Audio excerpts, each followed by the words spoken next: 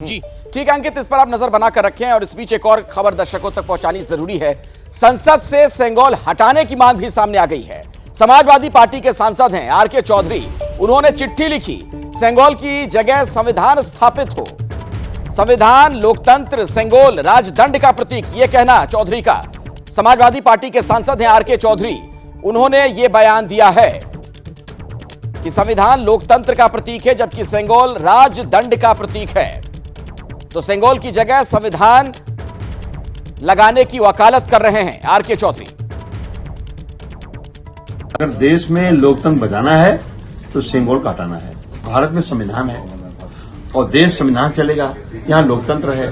तो निश्चित तौर पर हमारा जो प्रयास है कि संसद भवन से सेंगोल हटना चाहिए और एक विशाल का प्रति संविधान के महास्थापित। तो सेंगोल पर संग्राम की स्थिति नजर आ रही है आपके सामने। अब मैं वो टाइमलाइन भी रखना चाहूंगा, जरा इसे भी आप समझिए।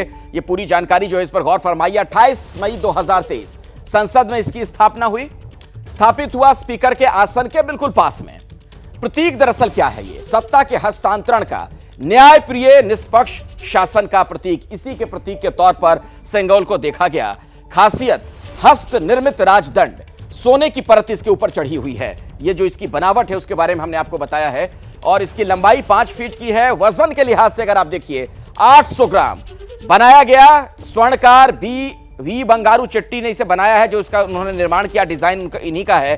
और इतिहास की बात करें तो चोल साम्राज्य यानी चोल डायनेस्टी से इसके संबंध जुड़े हुए हैं, इसके तार जुड़े हुए हैं। तो ये तो हमने आपको सेंगोल के बारे में बताया है। अब मैं आपको जरा जैनेंद्र के पास लिए चलता हूं और उन्हीं से समझते हैं कि आखिर इस विवाद के पीछे की कहानी क्या नजर आ रही है। जैनेंद्र,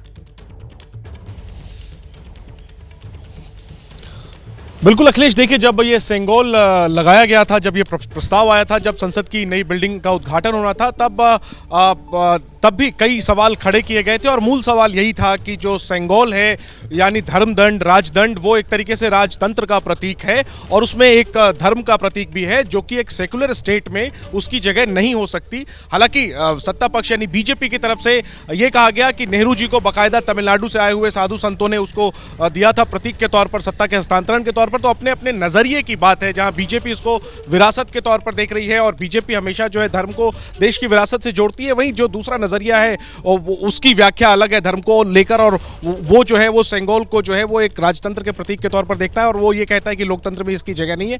ये अपने अपने नजरिए की बात है। और वही एक बार नए सिरे से समाजवादी पार्टी के सांसद हैं आरके चौधरी, उन्होंने इस बहस को जन्म दे दिया एक बार फिर से, जब उन्होंने मांग की कि सेंगोल को हटाया जाए और उसकी जगह संविधान की प्रति लगाई जाए। हालांकि उनकी मांग को लेकर के खुद उनके जो नेता अखिलेश यादव हैं, उन्होंने उनके सुर में सुर नहीं मिलाया, वो बचते नजर आए, इस बहस से बचने की कोशिश की, क्योंकि सबको पता है कि ये गैर जरूरी बहस है। सेंगोल को प्रतिष्ठित कर दिया गया है लोकसभा के अंदर, तो उसकी जगह वहां पर निर्धारित हो गई है। अगर उसको हटाना है वो सामूहिक तौर पर ही तय किया जाएगा, लेकिन इस बहस से बचा भी नहीं जा सकता। अपने नजरिए की बात एक सांसद ने वो बात कही है और इसको कई लोगों ने समर्थन भी किया है। दिलचस्प, लेकिन आप सही कह रहे हैं कि अखिलेश यादव से जब इस बाबत सवाल पूछा गया वहां पर, तो उनका यही कहना था कि मेरा वही स्टैंड जो पहले था। आप जाइए सोशल मीडिया पर देख लीजिए, उस वक्त मैंने जो कुछ लिखा था उसी को एक बार फिर से आप समझ लीजिए कि मेरा वही कथन है। हालांकि उन्होंने किसान और महंगाई पर सरकार से सवाल पूछे हैं। अखिलेश यादव ने इन मुद्दों पर एक बार फिर से सरकार को घेरा है। तो सेंगोल को लेकर देखिए जो राजनीति शुरू हुई है, ये किस दिशा में जाती हुई नजर आ रही है। अखिलेश यादव से जब पूछा गया था, उन्होंने क्या जवाब दिया था, सुनिए आप। जब पहली बार लगा था तो प्रधानमंत्री जी ने बाकायदा प्रणाम किया था। इस बार शपथ लेते समय शायद वो भूल गए।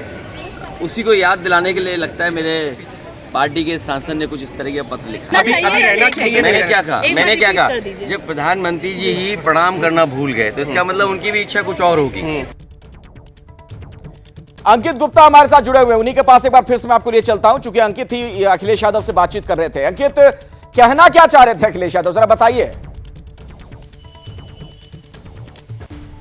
देखिए, अखिलेश यादव खुलकर कुछ नहीं बोल रहे थे, लेकिन उन्हीं की पार्टी के जब दूसरे सांसद हैं, उन्हीं के परिवार के सदस्य जब प्रोफेसर रामगोपाल यादव से मैंने बात की तो उन्होंने कहा कि हाँ, जो हमारे पार्टी के सांसद ने कहा है बिल्कुल सही कहा है। यानी कि अखिलेश यादव जो खुद खुलकर नहीं कह रहे थे कि मेरा पिछला बयान देख लीजिए। जब उनसे मैंने यही 2-3 बार सवाल पूछा कि अब आपका क्या रुख है, तो उस पर उन्होंने एक तरह से कुछ भी खुलकर जवाब नहीं दिया। रामगोपाल यादव ने आर.के. चौधरी का समर्थन किया और उसके बाद में आर.के. चौधरी से फिर मैंने एक बार बातचीत की कि यही उनसे पूछा कि आपने ये चिट्ठी लिखी है तो इसके बारे में क्या पार्टी में चर्चा की है। तो उनका कहना था कि पार्टी में चर्चा तो नहीं की, लेकिन अब ये क्योंकि चिट्ठी पर इतनी ज्यादा चर्चा हो रही है तो पार्टी के नेताओं से बातचीत जरूर करूंगा। लेकिन महत्वपूर्ण क्या है, महत्वपूर्ण ये है कि अखिलेश यादव जो कि पार्टी के अध्यक्ष है, उन्होंने आर.के. चौधरी की जो चिट्ठी का या उनकी जो मांग है उसका विरोध नहीं किया और प्रोफेसर रामगोपाल यादव ने उसका समर्थन किया है। कैमरे पर ये भी बहुत अजीब है अंकित, जिस तरीके से सरलीकरण कर दिया गया, सेंगोल के बारे में जो परिभाषा बताने की कोशिश की गई, राजा का डंडा इसे बता दिया गया बहुत ही सती तरीके से।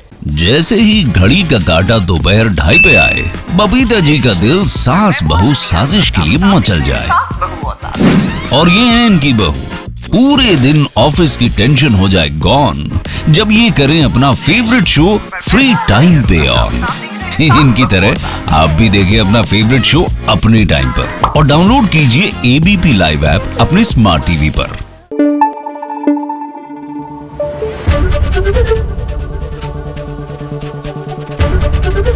एबीपी न्यूज आपको रखे आगे।